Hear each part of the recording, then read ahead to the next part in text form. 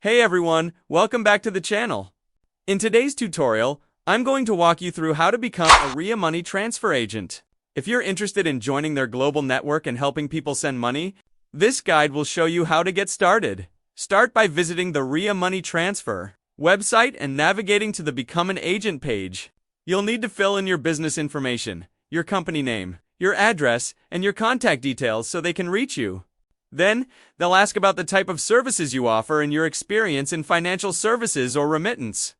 Along with the regions you'd like to serve as an agent, once you submit the form, Ria's team will review your details and contact you for the next steps.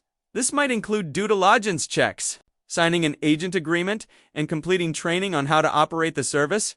After approval, you'll receive login credentials for their agent portal and will be able to begin offering Ria Money Transfer services at your location or online. That's it. You've now got a clear path to becoming a Ria agent. If you found this tutorial helpful, remember to like the video and subscribe for more tutorials like this. Thanks for watching, and I'll see you next time.